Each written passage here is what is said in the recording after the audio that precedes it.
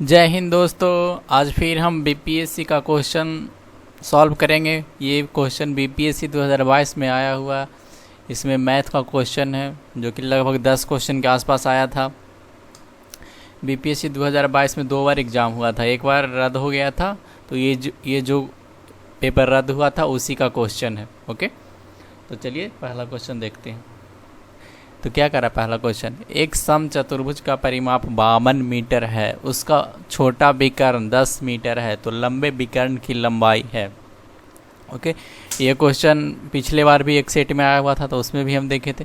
तो पहले हम समचतुर्भुज बना लेते हैं। ओके, समचतुर्भुज में क्या होता है, आमने सामने की भुजा पैरेलल होती है और इक्वल होता है, जिसके कारण ये अच्छा से नहीं बना। ओके, इस थोड़ा सा अच्छा से बना देते हैं। देखिए, आमने सामने की भुजा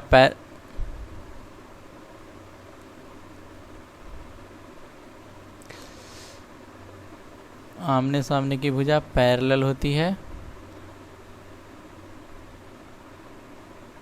जिसके कारण एक विकर्ण उसका छोटा बनता है और एक विकर्ण उसका बड़ा बनता है।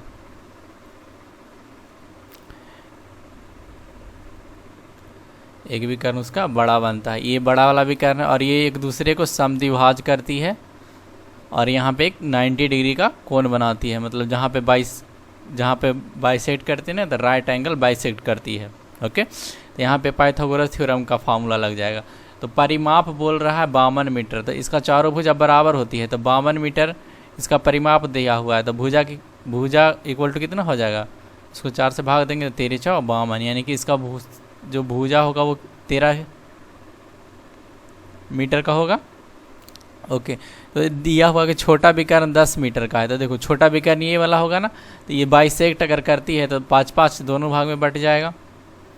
तो हम पाइथागोरस थ्योरम से देखें कि 12 अब 5 और 13 ये तीनों एक ट्रिपलेट बनाता है, यानी कि इसका जो 12 होगा वो क्या होगा, ये अगर इसको हम O मानते हैं तो ये छोटा विकर्ण का आधा पार्ट होगा 12, और ये अगर पूरा पार्ट लेंगे तो 24 हो जाएगा। तो इसमें पूछा क्या है, तो लंबे विकर्ण की लंबाई क्या होगा, तो लंबे विकर्ण की लंबाई 12 और ये 12, तो 24 हो गया ना, यानी कि इसका आंसर डी 24 मीटर। ओके, चलिए नेक्स्ट क्वेश्चन देखते हैं। 100 मीटर की दौड़ में ए 8 किलोमीटर प्रति घंटे की गति से दौड़ता है। यदि ए बी को 4 मीटर की शुरुआत देता है, फिर उसे 15 सेकेंड से हरा देता है, तो बी की गति क्या है। तो देखो इसमें क्या कह रहा है, सबसे पहले तो 100 मीटर दौड़ना है, इसमें ए का स्पीड दे दिया है, 8 किलोमीटर पर आवर। तो देखो यहाँ पे डिस्टेंस दिया हुआ है मीटर में, तो हम इसको क्या करते हैं, मीटर में बदल लेते हैं। ओके, तो अगर हम इसको मीटर में बदलेंगे तो 8 मल्टीप्लाई किस चीज़ से करते हैं, अगर मीटर में बदलना हो तो 5/18 से करते हैं। ये क्या हो जाएगा, मीटर पर सेकेंड, ये हो जाएगा मेरा मीटर पर सेकेंड। तो ये कटेगा 4 दूना 8, 9 दूना 18, 5 20 / 9 मीटर पर सेकेंड। ये मेरा क्या आ गया, ए से का मतलब कि स्पीड ऑफ ए मीटर पर सेकेंड में। अब देखो, अब हम देखेंगे कि टाइम कितना लगा रहा है ए जाने में, तो ए जाने में टी ए टाइम लगा रहा है, तो टी ए बराबर क्या हो जाएगा, distance divide by time, sorry distance divide by speed. तो डिस्टेंस कितना हो जाएगा 100 डिवाइड बाई स्पीड कितना होगा 20 डिवाइड बाई 9, तो 9 चला जाएगा ऊपर और ये कट जाएगा आपस में, तो 20 × 5 = 100, यानी कि कितना आ गया 9 × 5 = 45। ये 9 ऊपर आके इसके साथ मल्टीप्लाई हो जाएगा, तो 9 × 5 = 45। ये 45 कितना 45 सेकेंड लगाया ना, क्योंकि मीटर पर सेकेंड में इसका हाथी लिया हुआ है स्पीड और मीटर में लिया हुआ है डिस्टेंस। ओके, तो फिर देखो क्या कर रहा है कि 4 मीटर की शुरुआत देता है, फिर उसे 15 सेकेंड से हरा देता है, यानी कि उसको जो टाइम लगा, जो टाइम अगर हम बी का टाइम निकालें तो वो क्या होगा 45 सेकेंड तो लगाएगा ही लगाएगा, प्लस उसको 15 सेकेंड और लगेगा, तब ना वो 15 सेकेंड से हारेगा, क्योंकि उसको 15 सेकेंड और लगा था, यानी कि कितना हो गया 60 सेकेंड। अब देखो टी बी यानी कि जो बी को टाइम लगा उस पहुंचने में वो 60 सेकेंड लगा। अब देखो बी पहुंच कितना रहा है, मतलब उसको कितना दूर ट्रैवल करना पड़ रहा है। तो देखो यहाँ पे दिया हुआ था कि बी को 4 मीटर की शुरुआत देता है, यानी कि बी को पहले बोलता है कि तुम 4 मीटर आगे चल जाओ, उसके बाद हम दौड़ना शुरू करेंगे। तो इसलिए बी 4 किलोमीटर कम दौड़ेगा।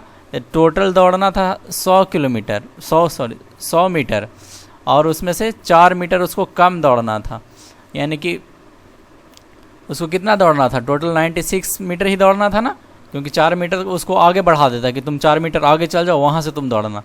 तो यानी कि उसको 96 मीटर दौड़ना पड़ रहा है। तो पूछ रहा है कि स्पीड कितना होगा बी का। तो स्पीड, अगर हम बी का स्पीड निकालें तो क्या होगा, डिस्टेंस बी कितना ट्रैवल कर रहा है 96 मीटर, और डिवाइड बाई उसको समय कितना लग रहा है 60 सेकेंड, नहीं 60 सेकेंड। अब हम इसको, और पूछ किस में रहा है, किलोमीटर प्रति घंटा में, तो ये तो मेरा मीटर पर सेकेंड निकलेगा, मीटर पर सेकेंड। अब हमको इसको कुल किलोमीटर पर आवर में बदलेंगे तो 96 divide by 60 into 18 divide by 5 से मल्टीप्लाई कर लेते हैं किलोमीटर पर आवर में बदलने के लिए। अब इसको काटे छाटेंगे, कितना बार में कटेगा, छोतिया 18 बिस्तिया 60। अब तो ऐसा कुछ लग नहीं रहा जो कटेगा, ये कट सकता है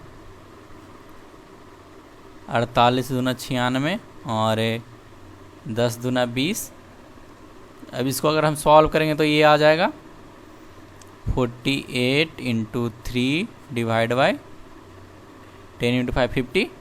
इसको सॉल्व करेंगे तब ये आ जाएगा 5.76 किलोमीटर पर आवर। इसका option number B is the correct. Okay, चलिए नेक्स्ट क्वेश्चन देखते हैं। नेक्स्ट क्वेश्चन क्या है, एक घड़ी सुबह ठीक 8 बजे सेट की जाती है, घड़ी 24 घंटे में 10 मिनट आगे बढ़ जाती है। सही समय क्या होगा जब घड़ी दूसरे दिन 1 बजे अपराह्न इंगित करती है। इसमें देखो जो AM का मतलब होता है पूर्वाह्न और PM का मतलब होता है अपराह्न। इसमें बहुत सारे लोगों को कन्फ्यूजन होता है कि कोई AM का मतलब अपराह्न, A से आ ये दोनों को मैच करके थोड़ा सा सुनने में भी अच्छा लगता है, इसलिए अपराह्न AM को अपराह्न बोल देते हैं, बट नहीं, ऐसा नहीं है। AM मतलब पूर्वाह्न होता है और PM मतलब अपराह्न होता है। ओके, तो हम देखते हैं तो क्या कह रहा है कि 24 घंटे में 10 मिनट आगे बढ़ जाती है, यानी कि 24 घंटा अगर हम उसको रखेंगे तो वो 10 मिनट क्या करेगा, इंक्रीज कर जाएगा। तो 1 घंटा में कितना इंक्रीज करेगा, 1 घंटा में 10 डिवाइड बाय 24 मिनट इंक्रीज करेगा। एक ही नियम, यूनिटरी मेथड। अब हम निकालेंगे कि टोटल घंटा कितना ले रहा है। तो देखो 8 बजे सेट किया जाता है, अगले दिन 8 बजे PM को देखता है, मतलब कि तो देखो 8 AM 8 सुबह का 8 AM से 8 AM सुबह, नेक्स्ट दिन सुबह, ये कितना हो जाएगा 24 आवर हो जाएगा। फिर 8 AM से 1 अपराह्न यानी कि PM 1 PM, ये कितना हो जाएगा 8 4 12 1 यानी कि 5 आवर, टोटल 29 आवर हो गया। अब देखो 1 आवर में इतना बढ़ रहा है तो 29 आवर चलाना घड़ी, तो इसमें कितना बढ़ेगा, तो 29 आवर में कितना इंक्रीज करेगा,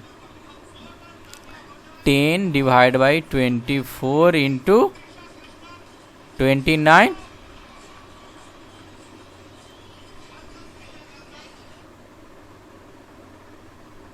मिनट इंक्रीज करेगा। अगर हम इसको सॉल्व करेंगे तो ये आ जाएगा 12.08 मिनट, यानी कि 12.08 मिनट क्या इंक्रीज शो करेगा। तो हम ऑप्शन से देख रहे हैं तो एक्चुअल टाइम क्या होगा, 12 मिनट कम होगा ना, एक्चुअल टाइम जो होगा वो 12 मिनट कम होगा। तो देखो 12 मिनट कम इसमें कौन सा, ये तो 1 घंटा कम है, ये देखो 12 मिनट कम है ना, तो option number B is the correct. Okay, चलिए नेक्स्ट क्वेश्चन देखते हैं। निरंतर भिन्न दिया हुआ है, जब भी इस तरह का क्वेश्चन दिया हुआ ना तो इसको x मानकर बना,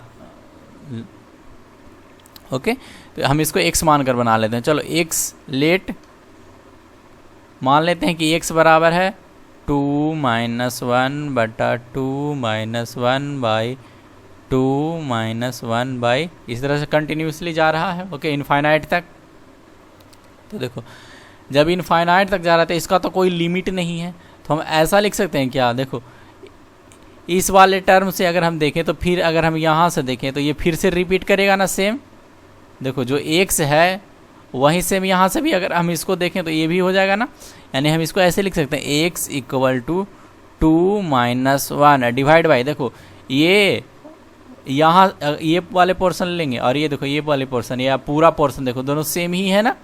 अगर हम ये वाला हटा दें तब भी सेम ही लगेगा, यानी कि ये कितने किसके बराबर आएगा, x के बराबर। तो हम यहाँ से एलसीएम वगैरह ले लेते हैं। x = यहाँ से अगर हम x एलसीएम ले लेंगे तो ये हो जाएगा 2x - 1, इसको क्रॉस मल्टीप्लाई करेंगे तो x² = 2x - 1, सबको एक तरफ ले आएंगे तो x² - 2x + 1 = 0।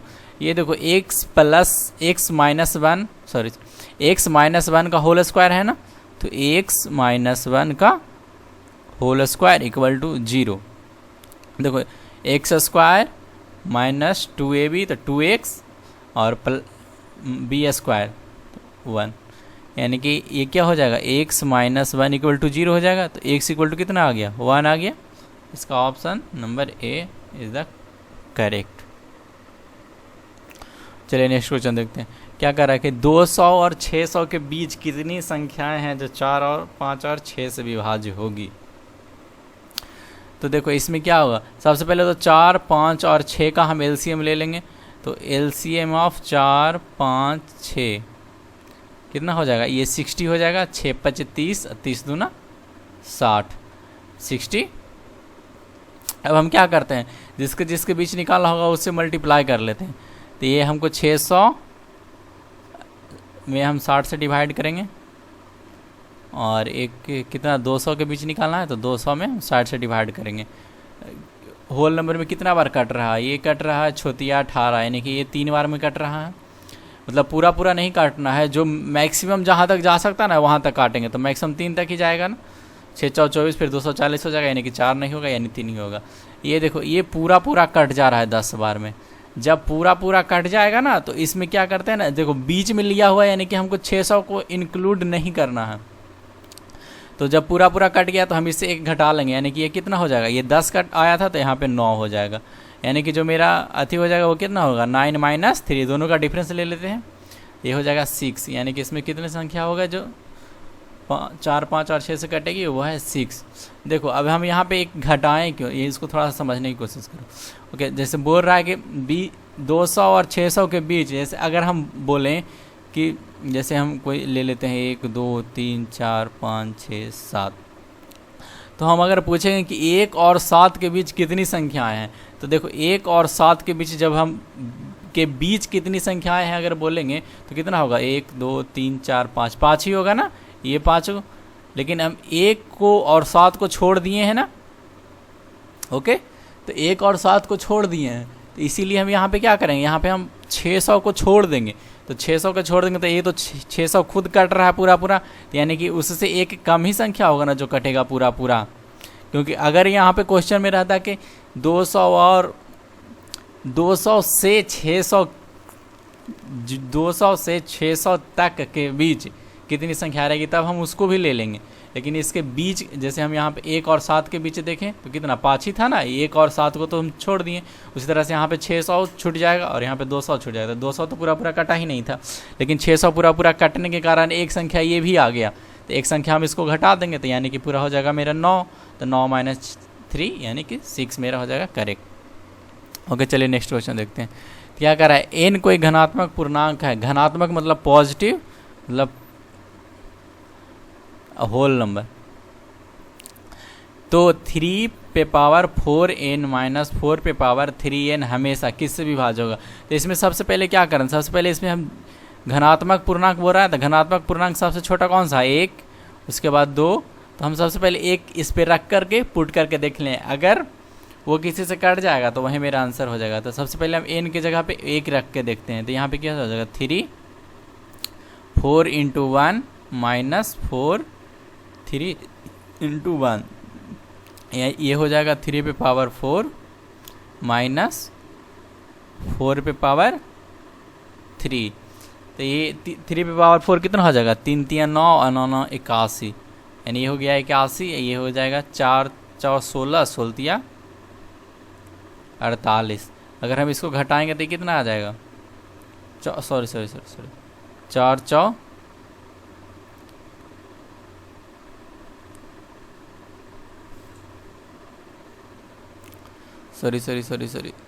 4 16 16 4 64 होगा। ओके, अब हम इसको घटाएंगे तो कितना आ जाएगा, ये आ जाएगा 7 1 17, यानी कि मेरा हो जाएगा 17 सही। ओके, अब चलिए नेक्स्ट क्वेश्चन देखते हैं। नेक्स्ट क्वेश्चन, दो संख्याओं के वर्गों का अंतर 256 000 है और संख्याओं का योग 1000 है, तो संख्याएं हैं।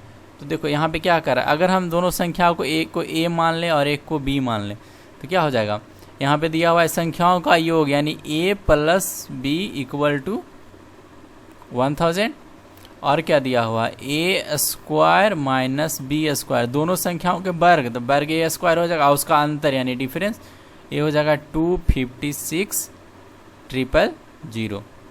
तो देखो a square minus b square का हम फार्मूला जानते हैं ना, a plus b into a minus b equal to हो जाएगा 256 000।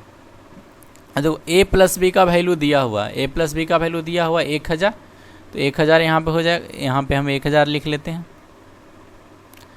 और a minus b equal to 256 000। देखो ऐसे अभी बता रहे हैं तो इतना टाइम लग रहा है, लेकिन जब खुद से अगर बनाना हो ना तो बहुत मतलब बहुत ईजी है, तुरंत बन जाएगा सारा क्वेश्चन। इस 3 0 से ये 3 0 कट जाएगा, यानी कि यहाँ से क्या निकला कि जो दोनों अंक होगा उसका जो डिफरेंस होगा वो 256 के बराबर आना चाहिए। ओके, अब हम देख लेते हैं कि दोनों अंक में से डिफरेंस किसका है जो 256 आ रहा है। तो सबसे पहले तो ये देखो, इसका करेंगे तो इसका 200 आ रहा है, यानी कि ये ऑप्शन गलत हो जाएगा। इसका करेंगे तो ये हो जाएगा 40 और 240, यानी कि 280 आ जाएगा, ये भी ख़त्म। इसका अगर डिफरेंस निकालेंगे तो 6 और 12 7 5 12 और 5 में से 2 गए, यानी तो इसका डिफरेंस आ रहा है, यानी कि ये ऑप्शन होगा। इसका भी डिफरेंस देख लेते हैं, तो इसका डिफरेंस सीधे सीधे 300 आ रहा है, यानी ये भी नहीं होगा, यानी ऑप्शन नंबर मेरा कितना हो जाएगा सी, क्योंकि उसका डिफरेंस आना चाहिए था 256, इसका ऑप्शन का सी ऑप्शन का डिफरेंस आ रहा है 256, इसलिए option number C is the correct answer. Okay, चलिए नेक्स्ट क्वेश्चन देखते हैं। तो यह है लॉग रूट 2 पे 32 का मान कितना होगा। तो इसमें देखो लॉग में क्या होता है ना, लॉग इसका बेस होता है और इसका एज कोई नंबर होता है, और नंबर पे पावर कोई एन होता है, तो इसका वैल्यू होता है एन, सॉरी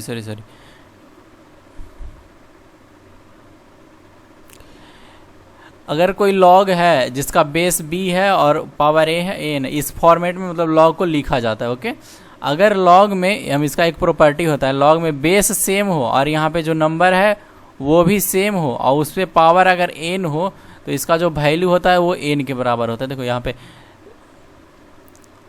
बेस होना चाहिए, बेस और ये जिस नंबर पे पावर होना चाहिए दोनों सेम, बेस भी सेम होना चाहिए और जिस पे पावर है वो भी सेम होना चाहिए जो नंबर दिया हुआ है। ओके, अगर इस फॉर्मेट में हम किसी लॉग को कन्वर्ट कर लेते हैं तो यहाँ पे जो पावर पे जो होता है वही मेरा आंसर हो जाता है, यानी वही मेरा n होगा। यहाँ पे पावर में n है तो मेरा n आंसर होगा। ओके, या n मेरा वैल्यू होगा जो भी हम निकाल रहे होंगे उसका। तो सबसे पहले में क्या करते हैं ना, यहाँ पे देखो बेस तो √2 दिया हुआ है, तो हम क्या करते हैं ये 32 को हम √2 के फॉर्म में बदल देते हैं। ओके, तो यहाँ पे दिया हुआ है log √2 और यहाँ पे दिया हुआ है 32, तो देखो log √2 32, तो हम इसको क्या करते हैं ना, इस वाले 32 को हम √2 के फॉर्म में चेंज कर लेते हैं, तो कितना हो जाएगा। देखो हम 32 को क्या लिख सकते हैं, 32 को हम लिख सकते हैं 2 पे पावर 5, 2 पे पावर 5, 2 दूना 4, दूना 8, दूना 16, दूना 32, 2 पे पावर 5। अब हम ये 2 को क्या लिख सकते हैं, 2 को हम ऐसा लिख सकते हैं √2 का स्क्वायर और उसके ऊपर पावर 5, तो हम 32 को ऐसा लिख सकते हैं ना, √2 पे पावर 5 दूना 10, जब पावर पे पावर चढ़ता है तो दोनों मल्टीप्लाई हो जाता है, यानी कि √2 पे पावर 10 हम इसको लिख सकते हैं 32 को। तो हम इसको ऐसे भी तो लिख सकते हैं log √2, और 32 की जगह पे हम लिख सकते हैं √2 पे पावर 10। अब देखो ये बेस और ये नंबर का जो बेस है, मतलब नंबर का जिस पे पावर है वो सेम है ना, तो इसका वैल्यू कितना हो जाएगा। अभी हम बताए थे कि जब बेस और ये नंबर का जो पावर का जो बेस होता है वो अगर सेम रहा तो जो उसमें जो पावर रहेगा वो मेरा आंसर हो जाएगा, यानी वैल्यू हो जाएगा। बेस और जो नंबर निकालना है, जिसका जिसका लॉग निकालना है, उसका बेस, पावर का बेस अगर सेम रहा तो हो जाएगा। यानी कि इसका ये दोनों पावर, इस लॉग का बेस और ये जो नंबर जिसका निकालना है उसका पावर का बेस दोनों का सेम है, तो इसका वैल्यू पावर हो जाएगा, यानी कि पावर पे कितना है 10, इसका वैल्यू हो जाएगा 10। ओके, नेक्स्ट क्वेश्चन देखते हैं। 45 नींबू को 40 रुपया में बेचने पर एक आदमी को हानि होती है 20%। लेन देन में 20% लाभ प्राप्त करने के लिए उसे 24 रुपये में कितने बेचने चाहिए। तो देखो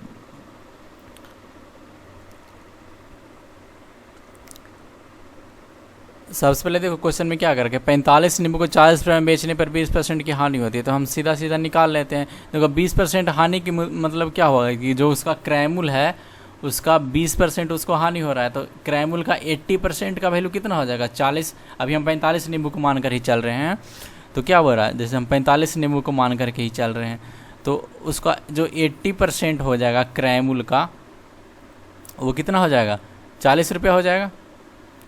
तो हमको क्या करना है, 20% लेन देन में 20% का लाभ चाहिए। 20% यानी क्रयमूल्य का 120% पे बेचेगा तब ना उसको 20% लाभ होगा, यानी कि 80 का वैल्यू हमको 40 दे दिया है 80% का, तो हमको चाहिए 120% का वैल्यू। तो 120% का एक ही नियम से निकाल लेते हैं, 40/80 और 120 का चाहिए तो 120, तो ये होगा 40 दूना 80, 60 दूना 120। यानी कि अगर हमको 120% का मतलब हमको अगर 20% का लाभ चाहिए तो हमको 60 रुपये में बेचना पड़ेगा, यानी कि 45 नींबू को हमको 60 रुपये में बेचना पड़ेगा अगर हमको 20% का लाभ चाहिए। ओके, तो बोल क्या रहा है कि 24 रुपया में कितना नींबू चाहिए, तो अगर हमको 60 रुपया में 45 नींबू बेचना है तो हमको 24 रुपया में कितना नींबू चाहिए, तो क्या हो जाएगा, तो हमको 24 रुपया में निकालना है ना, तो हो जाएगा 45 डिवाइड बाई 60। देखो 1 रुपया का हो जाएगा 45 divide by 60 into 24 unitary method, तो ये हो जाएगा, अगर हम 6 से काटें तो 6 दहों को 60, 6 चौ 24, और ये हो जाएगा 5 दूना 10 और 2 दूना 4, और ये हो जाएगा 9 पचे 45, तो यानी कि कितना आ गया 9 दूना 18, यानी कि 24 रुपया में कितना 18 नींबू बेचना पड़ेगा, क्योंकि देखो 45 नींबू के लिए हमको 60 रुपया देना होता, तो हमको 24 रुपया में कितना नींबू, यहाँ से यूनिटरी मेथड से हम निकालें तो कितना 24 रुपया में 18 नींबू, यानी कि इसका बी 18 नींबू इसका करेक्ट आंसर हो जाएगा। चलिए नेक्स्ट क्वेश्चन।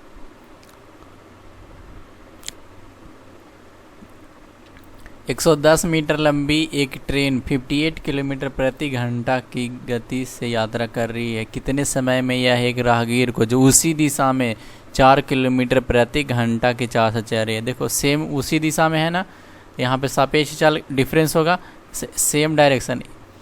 इसका स्पीड है 58 किलोमीटर पर आवर और इसका स्पीड है 4 किलोमीटर पर आवर।